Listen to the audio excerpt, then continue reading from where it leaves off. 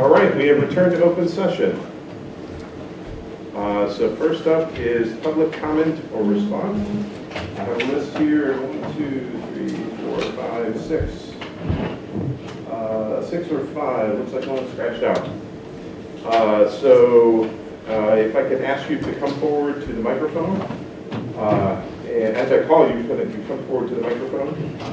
If you try to limit your comments to 3 minutes or less, and if there are groups, if you could appoint a spokesperson. All right, so the first one is Jenny Popovich.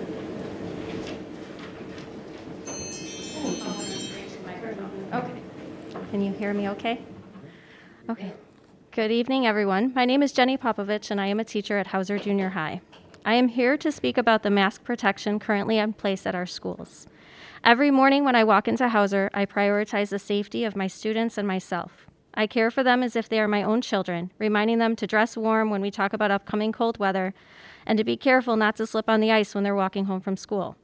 We practice safety drills for severe weather, fires, and intruders. Students know what needs to be done in case of an emergency.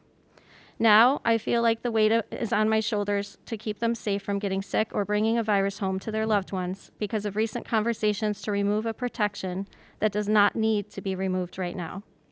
We have worked so hard to put procedures and expectations in place to create a safe learning environment for your children throughout the pandemic. I would like to paint a picture of the disruptions that removing masks would create at this point in time. The first, which might seem basic, is the classroom seating chart. Creating a classroom seating chart can be similar to putting together an impossible jigsaw puzzle. We have students with preferential seating based on their needs, students that need to be closer to the teacher to maintain focus, and those who simply cannot sit near one another because they are best friends and can't help from talking about the Super Bowl game instead of reviewing for the upcoming quiz. If masks become optional, we toss another variable into the mix. There will be students with masks that are uncomfortable sitting near students without. We have students and staff members who have family members who are immunocompromised, and students and staff members who are immunocompromised themselves. There are students and staff members who have young children in their homes that are not yet able to be vaccinated. Additional anxiety for both the students and staff that value the protection of the masks during the school day causes a disruption to the learning environment. When students are absent due to illness from COVID, it is a disruption to their learning. When teachers are absent to illness from COVID, it is a disruption to the learning for every student in that class. A teacher at the junior high level that is out sick for a week or two affects 100 plus students each day.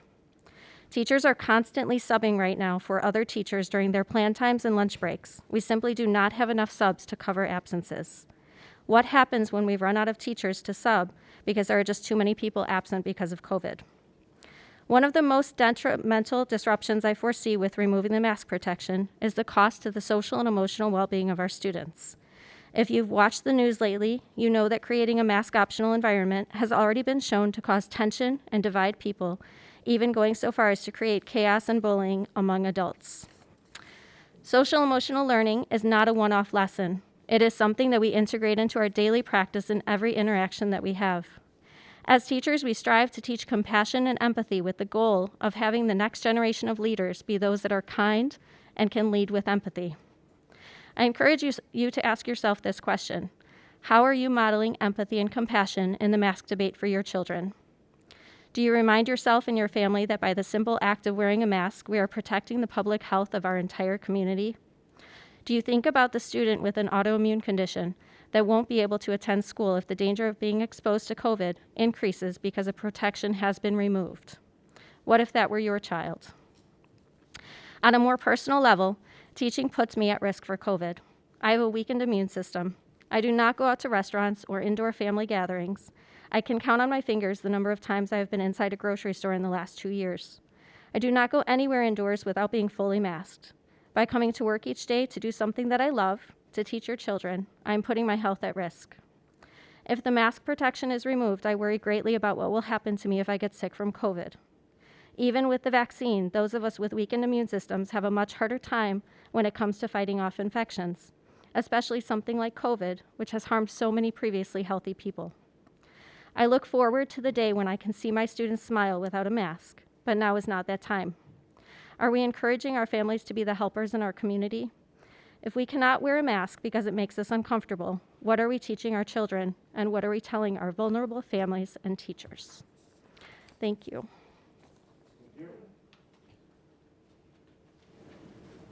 All right, next is Helen Hart-Bryan.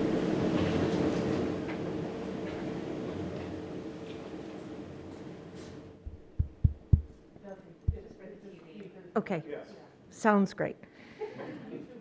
Oh, hi, YouTube. Good evening, board members and Dr. Ryan Toy. My name is Helen Hart-Bryan, and I'm a teacher at Blythe Park School. I would like the board resolution to mitigate COVID-19 to remain wearing masks and offering the SHIELD program until every student's family in District 96 has the opportunity to decide on their own if the COVID-19 vaccine is right for their child. Currently, our youngest students in the Early Learners Program have not been eligible for the COVID-19 vaccine. Of those 60-plus families, 90% of them, of the children in that program, participate in the SHIELD testing according to the board document labeled Participation Report 211-2022. This fact tells me that these families are very invested. A few years ago, our district motto was 5 schools, 1 district. Another motto we had was every child, every day. So I say until every child is eligible for the COVID-19 vaccine, we wait and we maintain our current practice. Thank you. Thank you. All right, next is Lauren Allen.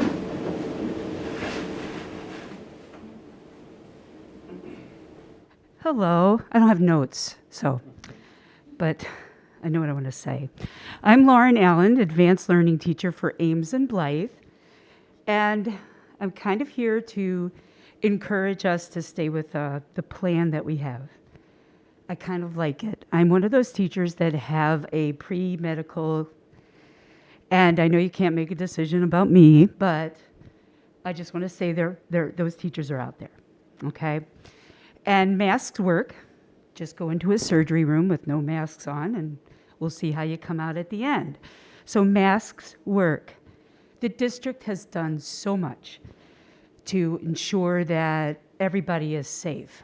And I kind of feel like, why do we want to go backwards right now? Why? Logistically, you should have seen the principals trying to figure out the lunch room. Then they had to kind of quickly change and do it again. Amazing. Todd and Casimir did a great job. The parapros, the teachers, they all came together. We have a plan. It's cool, all right? It's smooth, it's working. Kids are safe. They're in school. No remote learning. They're in school. They're masked. They need to be in school. They need to be. We're closing these gaps. We're doing it. I would hate to see us, I'm weary of this too, and I know we all are weary. But I would hate to make a decision to back down from something that is working and keeping our little guys in school. I would hate to see us back down now and have kids in and out. We take off the mask, you're going to see the nose and the colds and the whatever. I just encourage us all to kind of stay where we're at, and it's working. And the kids are in school, and they're learning, and they're with each other. And I have never heard it. I haven't. I'm not saying that nobody has. A kid say, oh, Miss Allen, I hate these masks. Now, I've heard it about homework, but not about masks. So I respect your decisions for making it for everybody in the whole district, but it's working. We have a plan in place. The kids are in school. They're thriving. We're closing those gaps. Let's not go backwards. Thank you. Thank you. Okay, next is Zach Bates. Thank you. Good evening. My name is Zach Bates. I'm a parent of an early learner currently who is subject to the decision pending the full-day kindergarten moving forward. So very, very close to home for me. But what I wanted to talk about was not so much how it's going to be personally affecting my daughter, but instead how it's going to potentially benefit all of the children here in this upcoming year as well as into the future. especially in light of the COVID situation that they've had to go through during the early learners program, which has severely restricted their ability to get a traditional learning or in their early school career.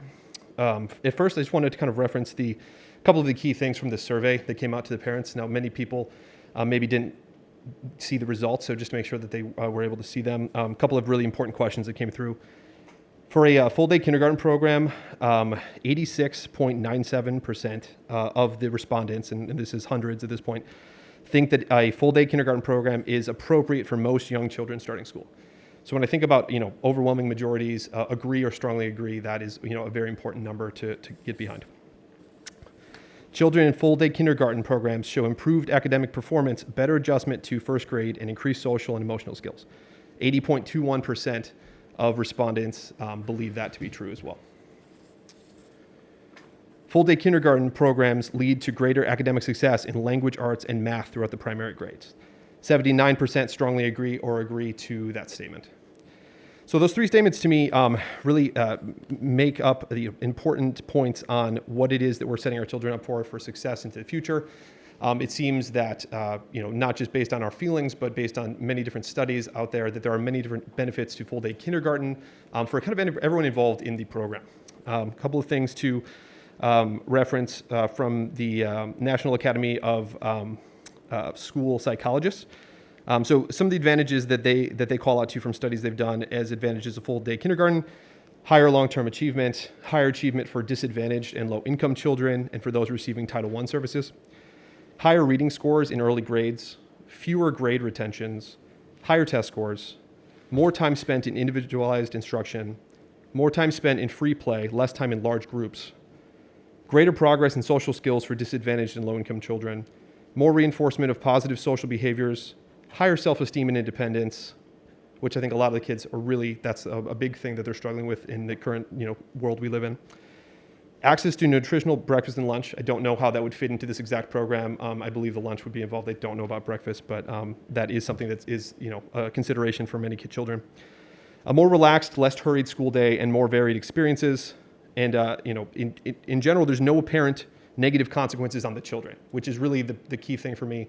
If we're seeing something that shows so many potential positives, and the negatives are maybe about funding, the negatives may be about finding the appropriate staff and admin, having enough time and to plan, all of the above. But what we're here to do is to educate our children and set them up for success later on. And this is something that, from what is seen, there are very few downsides, if any, for the children themselves. And that is, that at the end of the day, that's what I'm here for. I'm just here to say that that's what my wife and I personally believe. Many of our friends do as well. And the numbers back it up. So thank you very much for your time. Thank you. Okay, is there any additional in-person public comment? All right, I will move to the emails.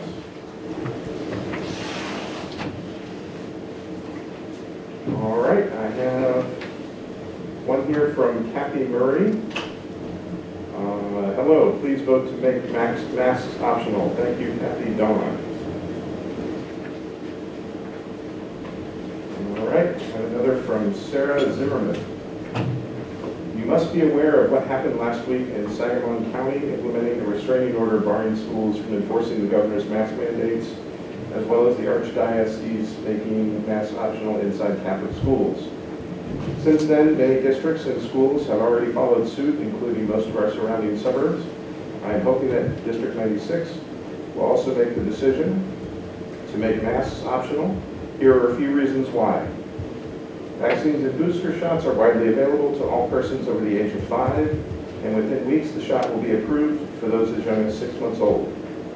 Anyone inside D96 schools, teachers, staff, and students who would like to protect themselves have the option. 2, children are not the at-risk group for severe disease or death from COVID, according to the CDC. Children are at a much higher risk of death by many other causes than they are of death by COVID. Kids are twice as likely to die from heart disease, 2.5 times more likely to die by drowning, nearly 5 times more likely to die from gunshot, and almost 6 times more likely to die in a car accident. Risk is relative, and we have lost sight of that. 3, the CDC has now acknowledged that cloth and paper masks provide almost no protection against COVID, specifically the higher contagious variants. 4, there is an ample supply of high-quality N95 and KN95 masks available for any teacher, student, or staff member who feels she needs any additional layer of protection. 5, many other Western nations have never masked children during the pandemic without significant surges occurring. Many of those who did initially mask children dropped such restrictions this past fall. The U.S. is one of only 7 Western nations that continues to mask children in schools. 6, many surrounding states in the U.S. do not have mask mandates in place. The data bears out that Illinois has fared no better in stopping the spread of COVID than states without such burdensome mandates. 7, prevailing opinion is that COVID cannot be eliminated. This disease will be part of our community going forward.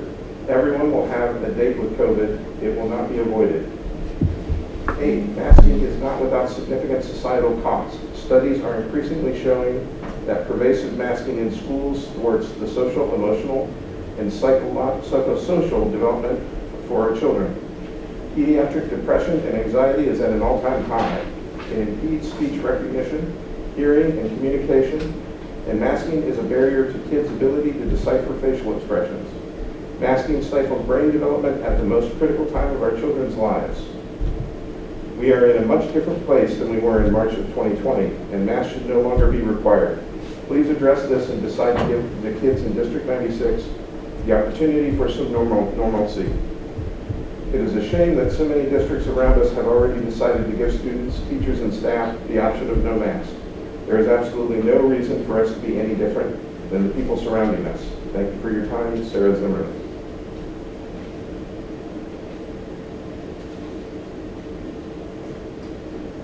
Okay. Next is Amanda Mckay. Dear Martha and the District 96 Board, you are no doubt aware of the ruling that came down in Sangamon County implementing a restraining order barring schools from enforcing the governor's mask mandates and other COVID-related school exclusion protocols. I know the governor is appealing this ruling on an expedited basis. Nonetheless, I want to reach out and express my explicit support for dropping the mask mandates in District 96 immediately for the following reasons. Vaccines are widely available to all persons over the age of 5 and within mere weeks are expected to be approved for those as young as 6 months of age. All teachers and staff have been vaccinated, which protects the most vulnerable school demographic from severe disease and death. Boosters are widely available to any teacher or staff member who wants to add an additional layer of protection. We have FDA-approved therapeutics, including fluvoxamine, Paxlovid, and molnupiravir, I'm not doing these justice, my apologies, molnupiravir, as well as monoclonal antibodies that are 90% effective at reducing hospitalization and death for those who do contract COVID. Children are not now, nor have children ever been during the pandemic, the at-risk group for severe disease or death from COVID. According to the American Academy of Pediatrics, which studied the effect of Omicron on children during the most recent wave of disease, 0.1% to 1.5% of Omicron on children, of pediatric COVID cases in reporting states resulted in hospitalization. 0 to 0.02% of all pediatric COVID cases resulted in death. Those children who do fall seriously ill or die have almost universal severe comorbidities. According to the CDC, children are at a much higher risk of death by many other causes than they are of death by COVID. Kids are twice as likely to die from heart disease, 2.5 times more likely to die by drowning, nearly 5 times more likely to die from gunshot, almost 6 times more likely to die in a car accident. Risk is relative, and we have lost sight of that. The CDC has now acknowledged that cloth and paper masks, which is what is being worn by nearly all the kids and staff in school, provide almost no protection against COVID, specifically the highly contagious variants. One-way masking with a high-quality mask has been proven effective at thwarting the wearer's contraction of COVID, regardless of those around the wearer. We have seen this borne out in hospitals since the very beginning of the pandemic, before vaccines were available and when such masks were the only protection our doctors and nurses had available. There is an ample supply of high-quality N95 and KN95 masks available for any teacher, student, or staff member who feels he/she needs any additional layer of protection. Many other Western nations have never masked children during the pandemic without significant surges occurring. Many of those who did initially mask children dropped such restrictions this past fall. The U.S. is one of only 7 nations that continues to mask children in schools. Many surrounding states in the U.S. do not have mask mandates in place. The data bears out that Illinois has fared no better in stopping the spread of COVID than states without such burdensome mandates. Prevailing opinion is that COVID cannot be eliminated. This disease will be a part of our community going forward. Everyone will have a date with COVID. It will not be avoided. Masking is not without significant societal cost. Studies are increasingly showing that pervasive masking in schools thwarts the social, emotional, and psychosocial development for our children. Pediatric depression and anxiety is at an all-time high. It impedes speech recognition, hearing, and communication, and masking is a barrier to kids' ability to decipher facial expressions. Masking stifles brain development at the most critical time of our children's lives. Simply put, the solution has become worse than the problem.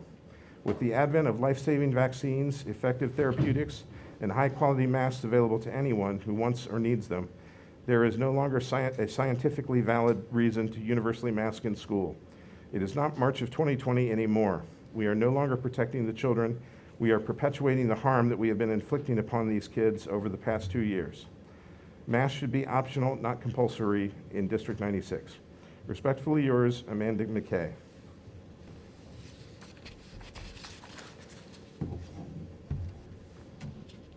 Do you feel like you need to take turns, Dan? Sure, you want to take one? Sure.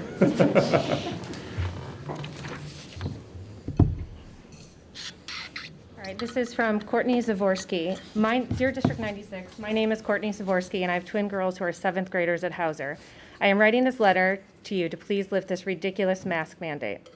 I really have no idea why the children in Illinois are one of the last states to consider lifting this ridiculous mandate. Most other states have lifted it, and the children are getting back to normalcy. The masks are negatively affecting our children in so many ways, and it makes no sense why the mandate has been lifted for everyone else in the state except for the least affected by COVID, that being the children. This has all been caused by an illness that for some reason turned into a political dumpster fire and a greedy political platform of control. I'm tired of it. The way the school district has handled COVID was understandable in the beginning, but come on, we can't hide in our houses or behind a mask for the rest of our lives. My daughter is constantly threatened with a detention for not having the mask over her nose. For God's sakes, are you kidding me? The mask falls naturally sometimes, and that has now become a disciplinary action. Besides having teachers be mask police, the masks have had an even greater negative effect on our children's emotional development and well-being. Recently, my own daughter was wearing the mask in the car with me, and I told her she could take it off since we were in the car. She told me that she didn't want to take the mask off because she didn't want me to see how upset and sad she was. She also said that she liked to hide behind her mask at school so her teachers couldn't see when she was sad, confused, mad, or embarrassed. This is heartbreaking. If you care about these kids and their development as human beings, you will lift this ridiculous mask mandate. When I'm the one paying for teachers and school administrators' paychecks and pensions with my tax dollars, I'm not asking for you to lift the mask mandate. I'm telling you. Thank you, Courtney Zavorsky. All right. Next is Colleen Brooks. Dear D96 school board members, I strongly urge District 96 to make masks optional in all schools. The medical community has established that children are at an exceptionally low risk for COVID. It is long past time to reverse course. We have real-world examples in neighboring states and now districts providing that by prioritizing in-person normal learning and children's mental health, we will not suffer worse outcomes. Deaf and hard of hearing, autistic, and special needs children often cannot properly wear a mask or learn while they're trying to do so. Due to district protocols, a mask exemption does not allow students the peer interaction that has already been severely minimized over the last 2 years. This is not providing the least restrictive learning environment as required by ADA. The last 2 years have also created many obstacles for teachers. One continues to be teaching while masked. As a parent, I would prioritize my child's teacher be heard and understood maskless versus the minute risk of COVID. It's unrealistic to think we can mask to COVID zero. At this point in the pandemic, anyone who wants to be vaccinated has done so. It's time that we let parents decide if their child needs the additional protection of a mask. District 96 parent, Colleen Brooks. Is this the last one? That's the last one Right. printed out anyway, yes. All right, and the last one from Melissa Porter. Dear Martha and the District 96 Board, you are no doubt aware of the ruling that came down in Sangamon County implementing a restraining order barring schools from enforcing the governor's mask mandates and other COVID-related school exclusion protocols. I know the governor is appealing this ruling on an expedited basis. Nonetheless, I wanted to reach out and express my explicit support for dropping the mask mandates in District 96 immediately for the following reasons. 1, vaccines are widely available to all persons over the age of 5, and within mere weeks are expected to be approved for those as young as 6 months of age. 2, all teachers and staff have been vaccinated, which protects the most vulnerable school demographic from severe disease and death. 3, boosters are widely available to any teacher or staff member who wants to add an additional layer of protection. 4, we have FDA-approved therapeutics, including fluvoxamine, Paxlovid, and molnupiravir, as well as monoclonal antibodies that are 90% plus effective at reducing hospitalization and death for those who do contract COVID. 5, children are not now, nor have children ever been during the pandemic, the at-risk group for severe disease or death from COVID. According to the American Academy of Pediatrics, which studied the effect of Omicron on children during the most recent wave of disease, 0.1% to 1.5% of pediatric COVID cases in reporting states resulted in hospitalization. 0% to 0.02% of all pediatric COVID cases resulted in death. Those children who do fall seriously ill or die have almost universal severe comorbidities. 6, according to the CDC, children are at a much higher risk of death by many other causes than they are of death of COVID. Kids are twice as likely to die from heart disease, 2.5 more times likely to die by drowning, nearly 5 times more likely to die from a gunshot, and almost 6 times more likely to die in a car accident. Risk is relative, and we have lost sight of that. 7, the CDC has now acknowledged that cloth and paper masks, which is what being worn by nearly all of the kids and staff in school, provide almost no protection against COVID, specifically the highly contagious variants. 8, one-way masking with a high-quality mask has been proven effective at thwarting the wearer's contraction of COVID, regardless of those around the wearer. We have seen this borne out in hospitals since the very beginning of the pandemic, before vaccines were available, and when such masks were the only protection our doctors and nurses had available. 9, there is an ample supply of high-quality N95 and KN95 masks available for any teacher, student, or staff member who feels he or she needs an additional layer of protection. 10, many other Western nations have never masked children during the pandemic without significant surges occurring. Many of those who did initially mask children dropped such restrictions this past fall. The U.S. is one of only 7 Western nations that continues to mask children in school. 11, many surrounding states in the U.S. do not have mask mandates in place. The data bears out that Illinois has fared no better in stopping the spread of COVID than states without such burdensome mandates. 12, prevailing opinion is that COVID cannot be eliminated. This disease will be a part of our community going forward. Everyone will have a date with COVID. It will not be avoided. 13, masking is not without significant societal costs. Studies are increasingly showing that pervasive masking in schools thwarts the social, emotional, and psychosocial development for our children. Pediatric depression and anxiety is at an all-time high. It impedes speech recognition, hearing, and communication, and masking is a barrier to kids' ability to decipher facial expressions.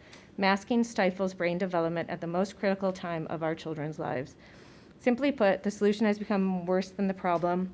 With the advent of life-saving vaccines, effective therapeutics, and high-quality masks available to anyone who wants or needs them, there's no longer a scientifically valid reason to universally mask in school. It's not March of 2020 anymore. We are no longer protecting the children. We are perpetuating the harm we have been inflicting upon these kids over the last 2 years. Masks should be optional, not compulsory in District 96. Respectfully yours, Melissa Porter. Ooh. Did a much better job on the drug names than me. Came in right under time. All right. Is there any other additional public comment emails? Okay. Then at this time, are there any proposed board member changes to the agenda?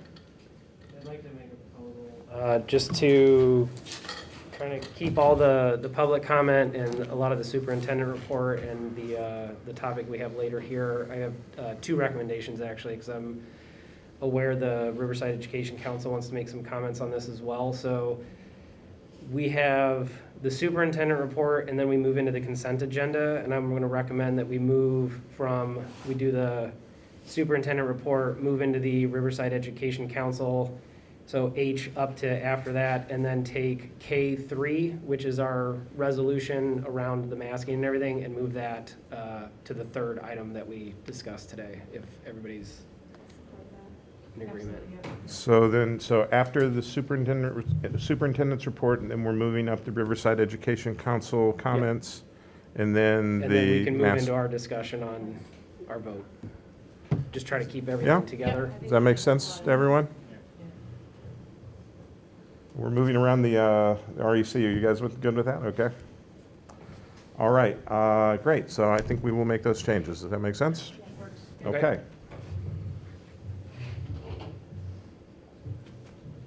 All right. And so with that said, we will move into the superintendent's report. All right, thanks, Dan. And I know masking in particular has been a significant point of conversation. I know more to continue tonight. But I did just want to, as I have been all along, just updating the board on where we are in terms of our COVID status. So we have our COVID dashboard always available on our website. I did actually add it into Board Book, just so people could understand the number of COVID cases currently going on in the district. We've certainly seen a nice decline since the time right after the winter holiday break. But we still have, I would say, more cases than we've had in the early part of the fall pre-Omicron. The other information that I've shared, I know the board has been very interested in this and the community as well, so this is published publicly, is the student vaccination rate we have currently in the district. So again, I think just very interesting information for the board and for the community as a whole. And again, the rates vary a bit school by school. They're reported school by school. But in terms of students who are eligible to be fully vaccinated, and we know it's students under 5 that are not eligible yet for vaccine, but we do have 59.84% of our students at Ames fully vaccinated, 73.3% of our students at Blythe fully vaccinated, 67.88% of our Central students fully vaccinated, 66.39% of our Hollywood students fully vaccinated, and 78.48% of our Hauser students fully vaccinated, putting us at 70.24% vaccination status among our students district-wide. The other information I have to share is just the ongoing participation rate. I know the board's been looking at that monthly in terms of the percentage of participation in our saliva screening. So again, our participation rates are high. We've had some decline, and again, families that perhaps have had COVID, where students have had COVID, maybe even in some cases where students are vaccinated. Again, it's the saliva screening is still available to families that where students have vaccine, but some families may have opted out for that reason. So again, hard to entirely make sense of how there's been some shift and change in numbers, but again, it's an important part of our safety and mitigation strategies, and Shield continues to be a really valuable partner for us in terms of saliva testing. I also wanted to shift just away from COVID very briefly, and then we'll shift back to COVID, I know, but I did share our information, our agenda for our February Institute Day, and thanks to Angela Dozel and the Professional Learning Planning team and our administrative team for putting all these details together. So we do have our Institute Day this Friday, so children will not be in school. And we are doing some, certainly some teacher choice and working on specific professional learning areas where, again, teachers have indicated they want to work on. But our morning is going to be spent really thinking about the topic is hope and help for ourselves and our students, really related to the pandemic. The other part to add on to that is then, and I have it a little further down, we are going to have a parent information night with the same speakers on pandemic parenting, which I know is something, again, that the board has been interested in. We've been interested in how in bringing that topic to our families. I believe, Pam, that's going to be a hybrid, right? That's going to be in-person and Zoom option available. So the Zoom link will be published later. But it's a really important topic for everyone. I also am reporting here about our Behavior Intervention Committee that, again, Pam Shaw leads that, and that is a group that meets at least annually just to review our policies. And Sherry, I believe you're still part of that, so thank you for that. And again, our policies are in good standing, and just an important annual review of our processes there. Also just wanted to share, and I know we have a vote later on in the agenda about full-day kindergarten, but we We did move our kindergarten information night a week later than what is typical in our school calendar. It's scheduled for March 9th, and that is going to be a virtual event. We actually found that COVID or no COVID, families have found that that's a nice way to get information about kindergarten, especially as they are parents of young children and don't have to come in person. We do encourage families then to move quickly into the registration process after they receive that information. It really helps us with our enrollment information and numbers. So I think that's it for the superintendent's report. Martha, I just had a question on the vaccination rates. Could you just perhaps for memory or clarification how we obtain those? I recall nurses having access to a certain database or portal, or if these are at all self-reported, and that includes maybe the 16 that have the booster. Are those self-reported, or was that obtained from this potential portal that nurses have access to? The boosters may have been a combination, but so there's a system called iCare. It's a system through the Illinois Department of Public Health where vaccination information is entered. So that is really where our nurses obtain the information. I know some parents also sent in vaccination cards and that evidence, but really our nurses used iCare as their primary source. Any other questions about any of that?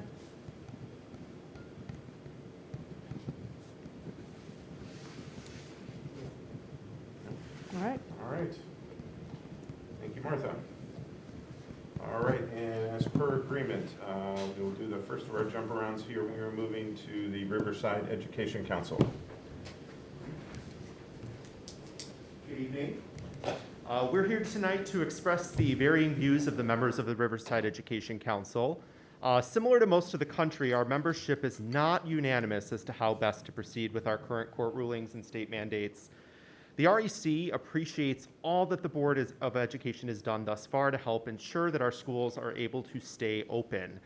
Our number one goal here is health, safety, and education of all the students we teach and of the staff members who teach them. I want to thank our members who came out to speak tonight, and for you, we prepared everyone's favorite Wednesday night activity, data. So out of the entire REC currently has 202 members. Last week, we sent a 3-question survey, one of which level they teach at elementary or middle school, about a member's desire to teach without a mask and having unmasked persons, students or adults, in the room.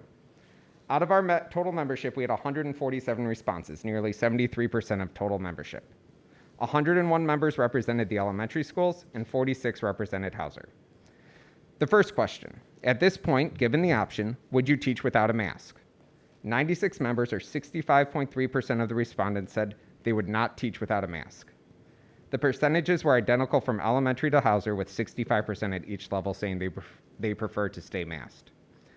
The second question, are you comfortable with unmasked students or adults in your classroom? 90 respondents, or 61.2%, said they would not be comfortable with unmasked persons in their classroom.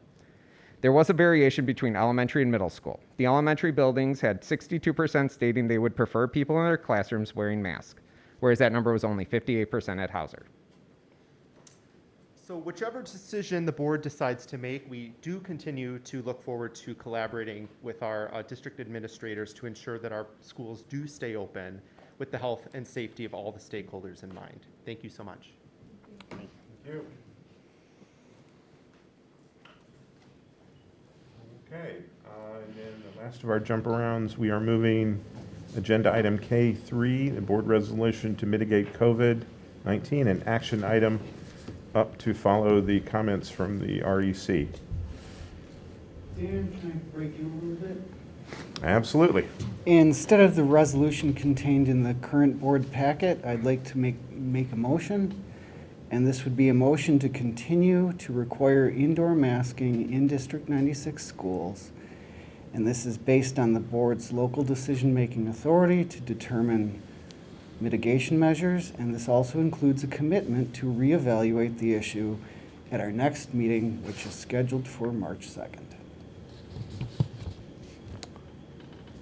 Is there, that's the motion on the floor. Yep, I'll second it. Okay. So we will open discussion on this. I'd like to start off with saying that this continuing protection allows us to maintain a level of safety for our children, some of whom cannot get vaccinated. We do intend to maintain in-person learning as much as possible and avoid going remote. As noted, we will reevaluate at our next meeting, and this will be on the basis of local transmission and CDC guidance. So the next meeting being our March 2nd. Committee of the Whole. Yes. And we could move that to a special meeting if there was any action to be taken. Well, speaking of CDC guidance, District 96 has consistently used public health information to inform our decisions, so I personally would be very in favor of listening to the experts tell us what is appropriate for our children. We currently still have a high rate of transmission. I was reading something today that was talking about children and adolescents actually being the most cases in the state of Illinois at this current time, and I think we don't know what really is going to happen to those unvaccinated children yet, whether they're going to be eligible, so I would support maintaining until we can find out those answers. So. From all the outreach I've done, the main feedback I get, regardless of, I've got people on both sides, most people are kind of in the middle, and the main thing that is conveyed to me is whatever you decide, it cannot allow the schools to shut down or go remote or go virtual again. So the most important thing of the people that I've talked to and the people that they've talked to, assuming they're giving me feedback, collective feedback, is their kids remaining in school, in a seat, being taught by the teachers. So I think for those reasons and a number of others, and you hit on a couple of those, we've got students, younger students that are not fully eligible for vaccines or even boosters at this point. You have to be 12 or older to even get a booster. There's a lot of debate on the boosters and how effective they are against Omicron and some of the other stuff that's out there. So I think with that, I think we need to see how the appellate thing actually shakes out. We are still technically under an executive order. I think that, I don't know that that has to be our deciding point, but it's definitely like one point to consider among a bunch of other different things. So for right now, I think over at least the next 2 weeks, as you propose, discuss this at our next meeting and see where we're at, I think is a prudent way to go, just where we stand today. So I appreciate all of the comments on masks optional. I appreciate all the comments on masks on. And I just think for right now, we need a little bit more time to assess that and make sure we're making the right decision that could really impact the kids that are in this district and their ability to learn and continue their education with all the other issues that they've had to face the last 2 years. Yeah, no, I would agree. I mean, there's just so much in flux right now. Granted, the numbers are going down, but we just need to see where things are going. And I think to rush right into it, I think is a good idea. We just wait and like reevaluate at the next meeting and see where things are at. I mean, I'm just going to add that I know a lot of us, I think somebody had mentioned in public comment, are growing weary of the masks. I am one. I know my children are one. I know most children in the district are that. And I fully hear that and I understand that. And that's why I'm appreciative that we're talking about reevaluating and continually reevaluating, because as we know, this pandemic will become endemic, and we need to make sure we keep that in sight and that we are planning for an off-ramp at a certain point when it is appropriate. So I appreciate that we're going to have this conversation again. We want to hear the community. We want to see what the political climate, what is going on with the court proceedings. But I do want to make sure that it can't be masked forever moving forward. So we need to keep having this conversation, and we need to take the exit when the exit is appropriate. This does, I recognize, require a certain amount of patience, and patience is not easy. It's not easy for me. We know that it's not easy for the kids. It's not easy for the rest of the community. But based on Wesley's comments and David's and your and everybody, we're not going to rush into anything. We know that at some point we will be making a decision, but that decision to go mask optional does not need to be made today. Yeah, and I mean, And shouldn't be made today. And I firmly know that the district and the administration and staff from day one of March 2020 has kept the safety of our students first and foremost, and our staff. And you know, we really appreciate that, and just want to keep that the driving factor of all of our decisions is the safety and health of our students and our staff, and making sure our students stay in school. However, we need to start talking about moving forward at the same time. So I fully support this motion to reevaluate, and I would foresee that it's going to be something we're going to be reevaluating at every meeting, and as we should. I'll just echo similar sentiments. I mean, I appreciate hearing from the community, and I am open to these conversations about mask optionality for our district, and like to begin having those conversations soon. It's good that there's kind of a date in the motion, but I agree that right now, tonight, you know, the continued masking is the right decision for us. It does allow us to continue maintaining that level of safety. We do recognize that there are students in our district for whom vaccines are not yet an option. And thus far, masks, social distancing, testing, vaccines, that's worked to keep our schools open. And I recognize, you know, other districts, other states, you know, are making other decisions right now. There's just so much changing, even just today, hours ago, last night. It's a very challenging issue. And similarly, I just appreciate everybody, the community's patience while we continue to have these discussions and evaluate. So I would be in favor of this motion. It's a lot has been said already. I definitely appreciate a lot of the public comments, a lot of their points that have come in. I agree with personally, although when we get to an off-ramp when we're in a mask optional state, I believe my kids would still be wearing masks. I definitely think that's the safer avenue to go. All that said, it's amazing to me where we find ourselves today. It seems to be much further down the road towards an off-ramp to ending this mask mandate than we were just a week ago, and in some cases even just a day ago. It is important that we revisit this as soon as our next meeting, and potentially sooner, should anything else change between now and then. I do agree with what was said about the current executive order being on appeal, and we'll have to see what the results of that appeal are. I can appreciate that we're headed to an end of mask mandates for most other venues at the end of this month, which definitely represents an inflection point to me. It's something we have to look out and see. How has this happened in the rest of the world? How is it being tolerated? Are there any issues that are coming up with that? So I definitely look forward to a conversation when we have our next Committee of the Whole meeting to revisit this again and see where we're at collectively. Oh, and I just want to add one more thing. I think but when we do reevaluate, I think what would help me personally would be to see where we're at locally. It is important to see what the rest of the world is doing, but we have local numbers, we have transmission rates, we have to know what's going on with our own families, and so I think that's got to be part of the decision, because we can only control what's happening in our district. And yeah. I do appreciate the staff and administration doing so much for my child and all the others to really make this year workable and where they're thriving. So I'm excited to at least have a discussion later, but I agree with everyone's comments here. Yeah, I guess, Martha, also could you, for the next meeting, could you, so I know you give us the COVID vaccination, the saliva screening. Could you start giving us, if it's not too much work, but if you could start giving us the vaccination rates, see if they change over. Mm-hmm.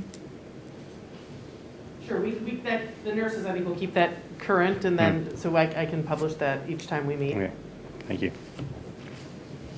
I think even just as a board or anecdotally, or just keeping an eye on what some other districts, you know, have made the choice to go mask optional, just to see how that is playing out. You know, they're not that they should be our guinea pigs, but for those who have already made that decision, we'll be able to see if, you know, there has been maybe an outbreak or a surge in cases, or perhaps it has worked, you know, to continue to keep their community safe. So I'll also be kind of looking, not that we need to always mirror and mimic what others around us do, but it will be telling to see if it's working.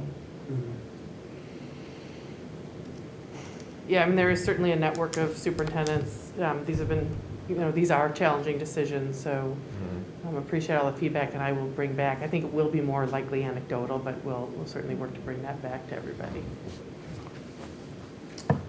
And we'd just like to make a note one more time. So what we're discussing and voting on tonight is the resolution as Joel has read it into the record. Motion, excuse me, motion, not resolution yet. I can read it again if you want to. Yeah, why don't you do that? That's a great idea. Clarity. This is a motion to require indoor masking in District 96 schools. This is based on the board's local decision-making authority to determine COVID-19 mitigation measures, and this also includes a commitment to reevaluate the issue at our next meeting, which is scheduled for March 2nd. I definitely appreciate those changes. Any further discussion? Are we ready to vote? Yep. All right, Kathy, can you call the roll? Ms. Murphy? Aye. Mr. Marshall? Aye. Mr. Barsadi? Aye. Mr. Muirhead? Aye.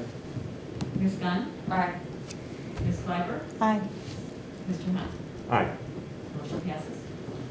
All right, now we are moving back to agenda item G. This is the approval of the consent agenda. Could the board secretary review or read tonight's consent agenda? Yep.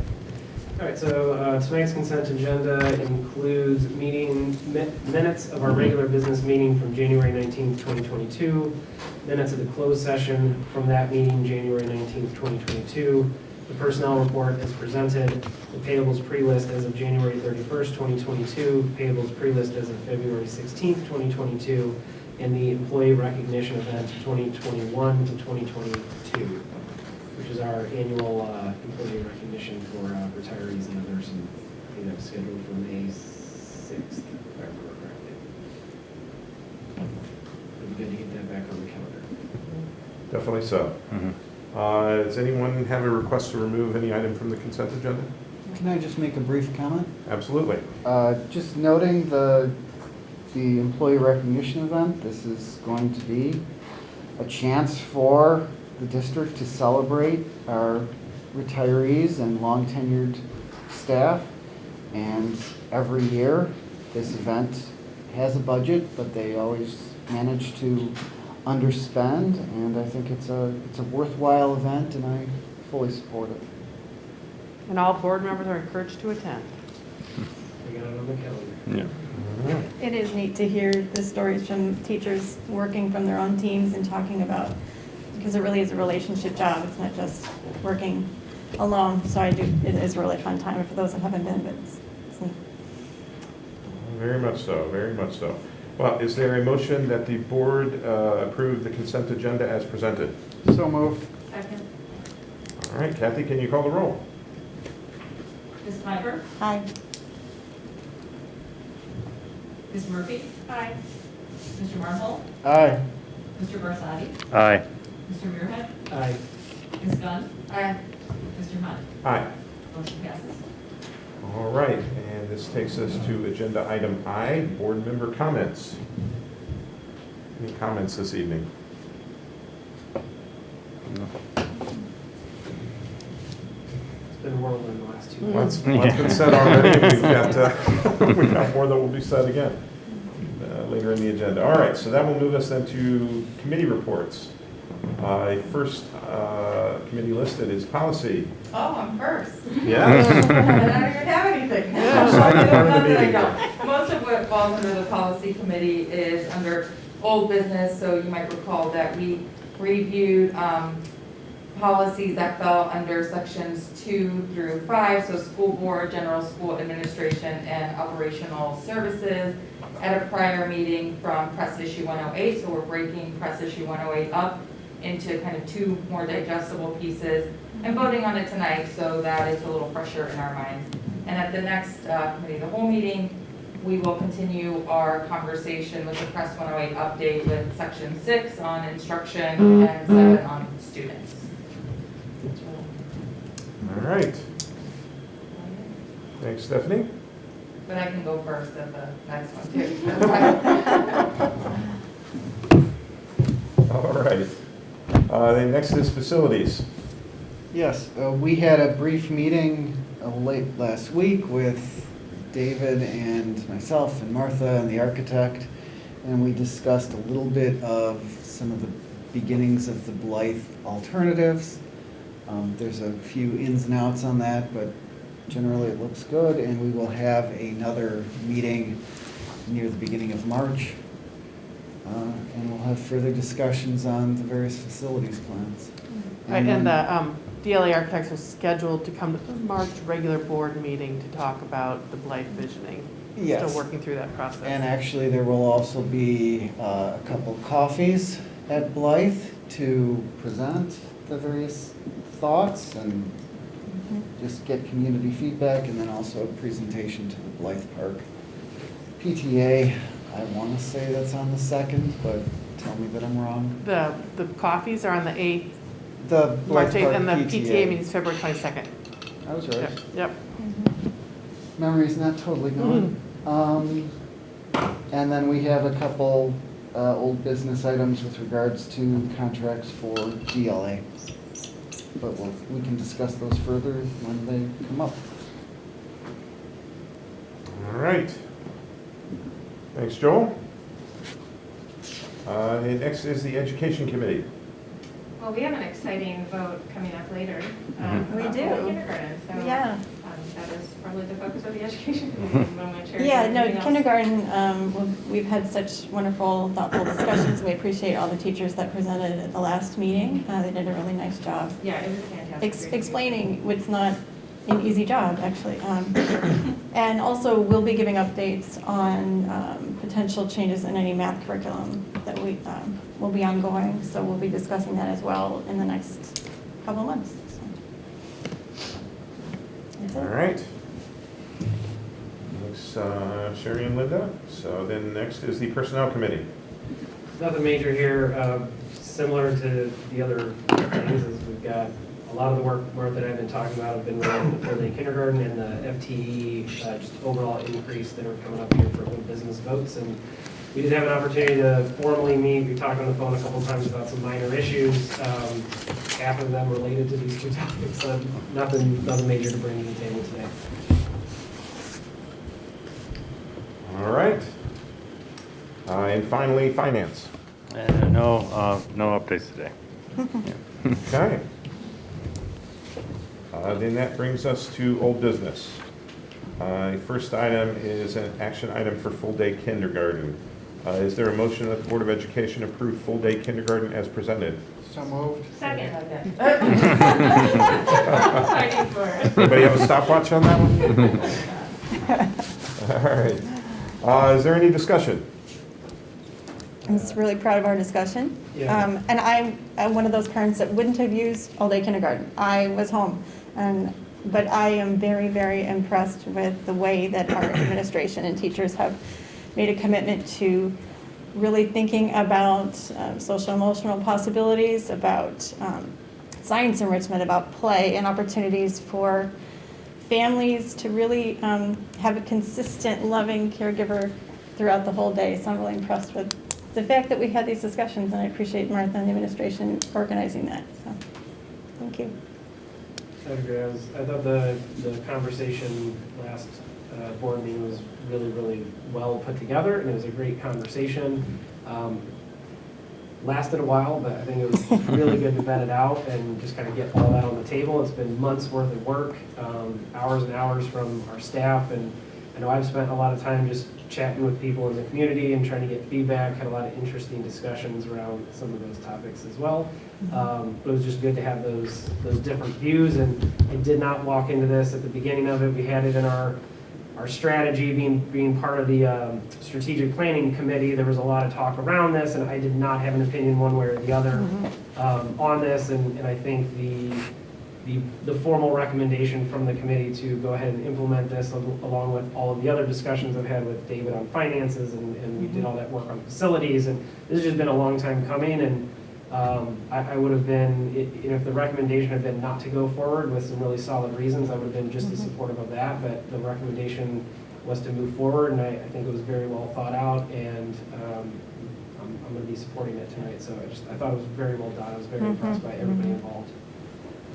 Yeah, I was just gonna kind of echo that. I mean, I'd love my fellow board members and community just to know where I stand, and that is that I wholeheartedly support the implementation of full-day kindergarten. I believe in the academic and the social and emotional benefits. I really value, the data, the analysis that was put in by the full-day, or by the Kindergarten Action Committee in their recommendation to implement full-day kindergarten. I think the board, prior to me being on this board, addressed the facilities issue to allow for this conversation to happen in the way in which it is. We are well poised financially to make this happen under various scenarios. I think it's long overdue. We've heard loud and clear from the community, probably louder and clearer than anything we've put out there to them. And I would love for this to be the board to get this passed tonight to allow our administrators the ability to get this going this fall. So I will be voting yes on full-day kindergarten. Yeah, and following in that, I moved into Riverside 15 years ago. I currently do not have any children in District 96. I'm a senior and a sophomore. And 15 years ago, I was shocked we didn't have it. And I am so glad that we can be a part of the board that explored this and the administrators who did this. And I'm really excited that this day has come. So I'm excited to vote. Yeah, I know, we never had the space, and to see the new spaces is really, I think, the most heartening piece is like having a place for the preschoolers, having rooms for extra kindergarten sections, and that was really fun to see finally happen, so. A lot of work in the making. Yeah. It's going to be a great Yeah. value add to our community, so I'm excited.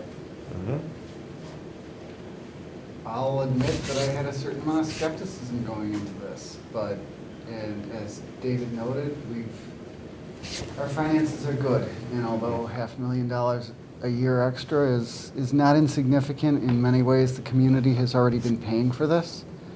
What ultimately I think tipped the balance for me was the teachers and their analysis and their discussions about just the advantages of the extra time with the kids, how much benefit that provides. So I can sit on that. Oh, I mean, like Joel's mentioned, I mean, this is something that's been long in the making. Like Linda, we moved to Riverside and sort of surprised that there wasn't full-day kindergarten.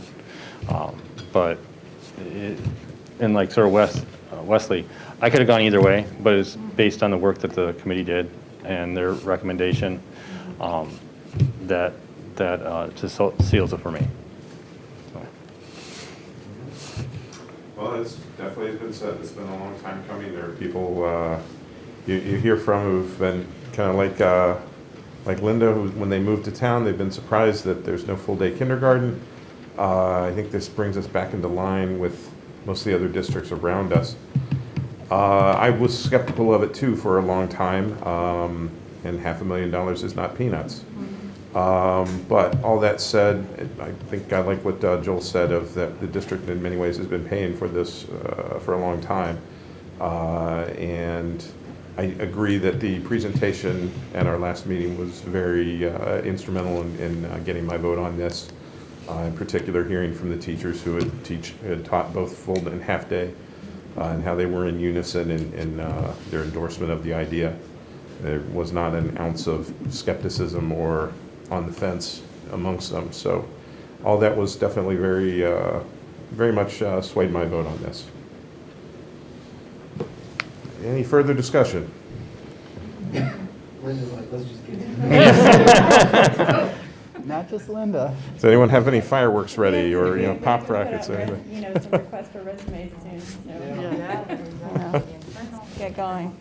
I think though, real quick, it is important to note something Sherry said about like the option is that this still would allow families the option to do half day should, they feel that that is what's best for their child, their learner, their situation, and perhaps, they ease into it eventually, but I like that it also, we have to give the option, but it is there. So just important to note by way of reminder. All right. Kathy, can you call the roll? Ms. Gunn?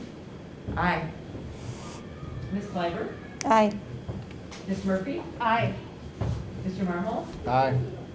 Mr. Barsadi? Aye. Mr. Muirhead? Aye. Mr. Hunt. Aye. Motion passes.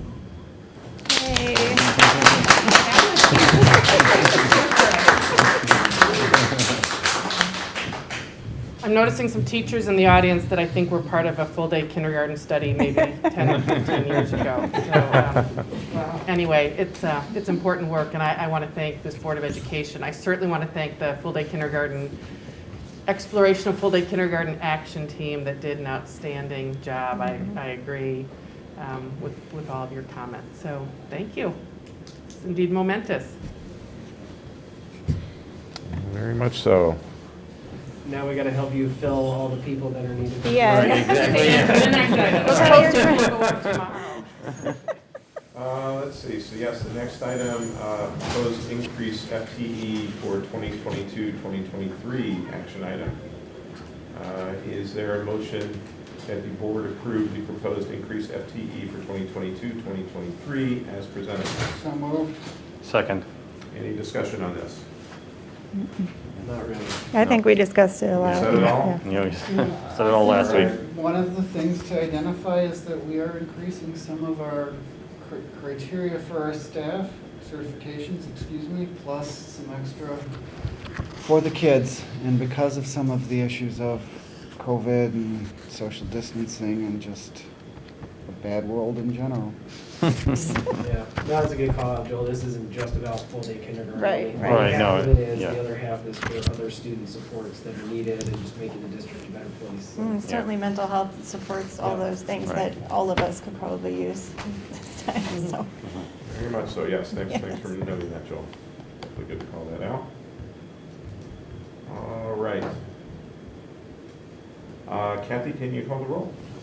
Mr. Muirhead? Aye. Ms. Gunn? Aye. Ms. Clyber? Aye. Ms. Murphy? Aye. Mr. Marvel? Aye. Mr. Barsadi? Aye. Mr. Hunt? Aye. Motion passes. All right. Item K3, we've already discussed and approved that, so that will bring us to K4, which is the Press Plus 108 update memo, second reading and approval for about half of the policies in that. Right. Is there a motion that the Board of Education approve the second reading and approval of Press Plus 108 policies pertaining to sections 2 through 5 as presented? So moved. Second. It's yours. Any discussion on this? No? Looking forward to the second round. Oh, those are the fun ones, definitely. Stephanie, most of these were updates for Yeah. current legislation and a lot of wordsmithing and some just extra things, Yes, correct? there was one that was New to the district. new to the yeah. district. Yeah. Yeah, the grooming behaviors, yes. Yes. All right. Any further discussion? If not, Kathy, can you call the roll? Mr. Marvel? Aye. Mr. Barsadi? Aye. Mr. Muirhead? Aye. Ms. Gunn? Aye. Ms. Clyber? Aye. Ms. Murphy? Aye. Mr. Hunt? Aye. Motion passes.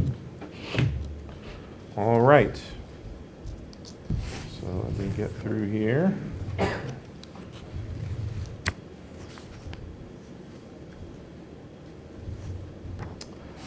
Then next is item K5, the school calendar for 2022-2023 action item. Is there a motion that the Board of Education approve the 2022-2023 school year as presented? So moved. Second. Any discussion?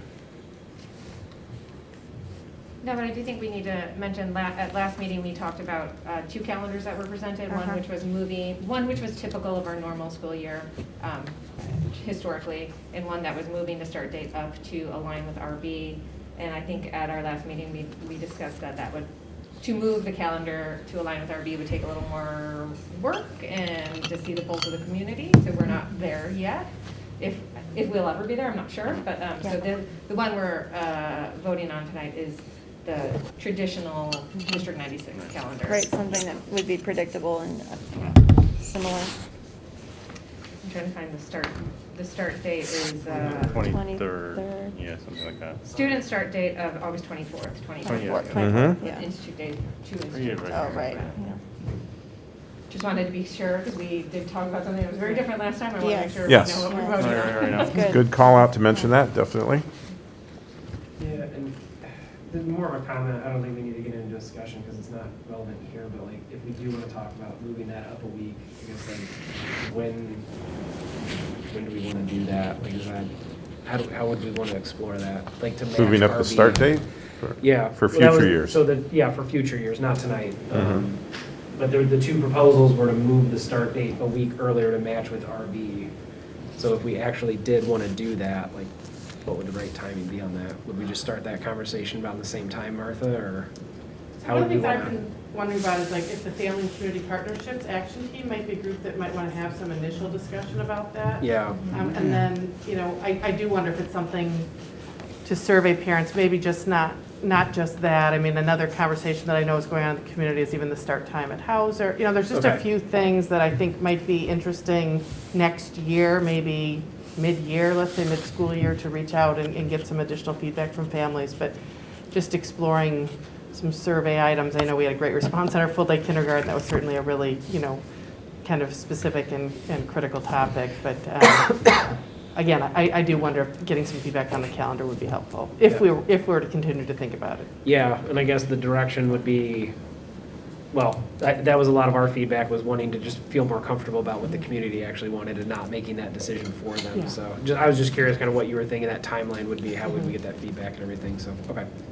Also giving folks time to adjust and plan Yeah. for summer vacations Yeah, and for break. sure. 'Cause I think our thought was that right now, we're almost too late, even though we're not even through February yet, but still, a lot of plans have been made already, Right. and it would be hard to make those adjustments. Yep. Yeah. I was thinking next fall would be appropriate. If that gives the committee enough time to do their thought process. I like the idea of tying it in with other things, because everything is a survey these days, so if we could bundle it together with other stuff, we'd probably get better responses from it. And just to, by also way of reminder, at our last meeting, I think we discussed, in addition to the institute days that we are kind of accustomed to, adding a half institute day. Is that reflected in this draft? Yeah, and it's a half-day school improvement day is what they call it. But it feels an institute day from a parent perspective. I would And that call was that. So we late- have built one of those into the calendar. Late April, I want to say like end of April. Yeah, late April. Yeah.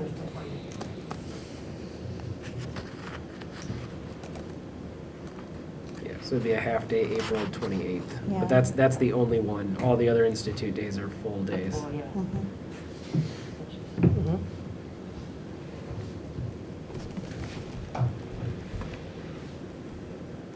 Any further discussion? No, sir. Are we ready to vote? Yes, sir. All right, Kathy, can you call the roll? Mr. Barsadi? Aye. Mr. Mckay? Aye. Ms. Gunn? Aye. Ms. Claiborne? Aye. Ms. Murphy? Aye. Mr. Marhold? Aye. Mr. Hunt? Aye. Motion passes. Be there. Okay, next then is the Ames roof replacement and masonry restoration MOU. Is there a motion that the Board of Education authorize the architect to provide professional services for the roof replacement and an envelope restoration work at AF Ames Elementary School as presented? So moved. Second. Is there any discussion on this? Dan, I was wondering if you could read off the other 3 MOUs and we could just discuss and approve them as a group. Does that make sense? Can we do that the way that, can we do that? Why bundle them? I'm just Uh, curious. they're all very, They're all the they're all same. very similar in the work Well, that's let me ask involved. this, Except for can the we maybe, water can we, replacement. because we That- have to vote on each one individually? That's I'm fine. just saying- I probably. Yeah, I'm not talking overspoke. content, I'm But just can saying we- But can we procedurally. discuss them all together? How about I add the discussion now and then we vote on them as, Okay, sure. I Make think that sure makes sense. consistent. Yeah. That definitely makes sense. So let's see, did we want to call out how much each of these is worth? We should. Costing, okay. Quick question, have any of these MOUs changed since the last time we've seen them, at the last meeting? They have not. Okay. So they're just the same that we've already discussed? Yeah. Yes. Okay, so looking at the Ames roof replacement and masonry, I see an estimated cost of $770,280.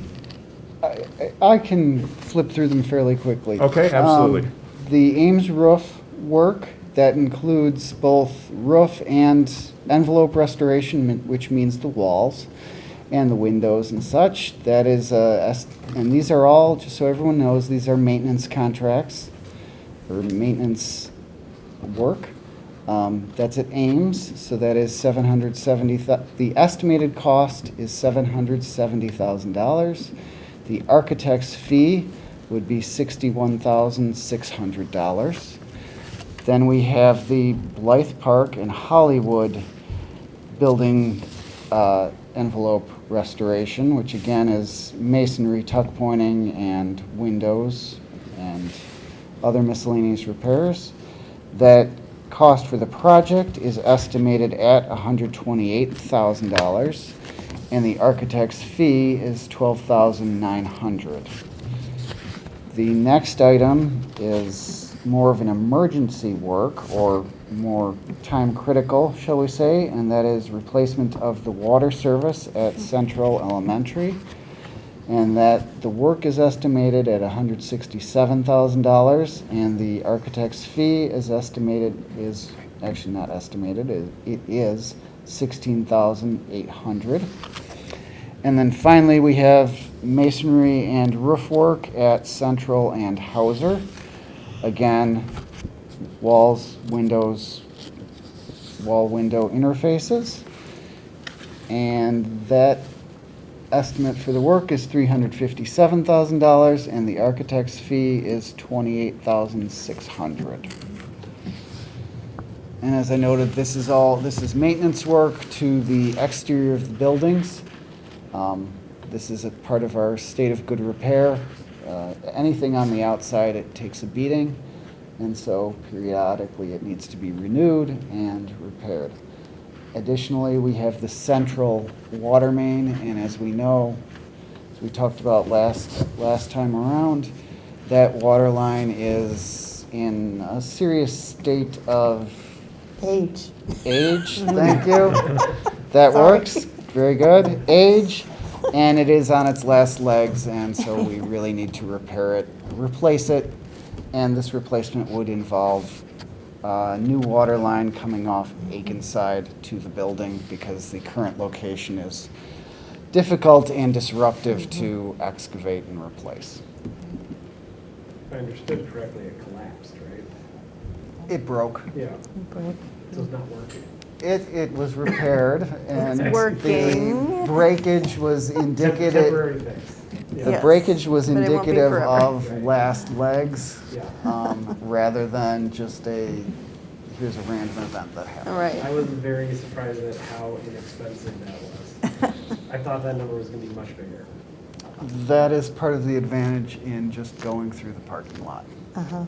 It's a straight shot. Right. We only Okay, have so You have this to, to is a mess with the little easier building. than I had it in my head then. we only have to dig a trench through the parking lot, Yeah. put the water main in. It has to be about 6 feet down, fill up the hole, repave the parking lot where it was torn up, and do the testing, and we're good to go. Well, in that case, why is it so expensive? Yeah, good question. Because everything is Expensive. a person doing handwork on it, and so Yeah. yes, construction is never cheap. No. Other questions, answers? No? It's good. I did look at the fees, and those are all within reason. You will notice that the smaller projects tend to be a greater percentage. Yeah, I did notice that. That is typical, and that is because with a small job, there are still elements of work that need to be done. And so it just, the time, there's a minimum time to be invested by the architect in any given project. Right. There are overhead costs that go into Sure. it too, so. Yes. permitting, whatever. Right. You have to have a permit whether or not you're doing a water main or a small envelope versus the whole building, a big building. So right. Dan, I think we were voting on each We are MOU voting in each turn. individually, yes. The motion on the floor right now is the Ames roof replacement. Okay. All right, any further discussion? Kathy, can you call the roll? Ms. Murphy? Aye. Mr. Marvel? Aye. Mr. Barsadi? Aye. Mr. Merhead? Aye. Ms. Gunn? Aye. Ms. Claver? Aye. Mr. Hunt? Aye.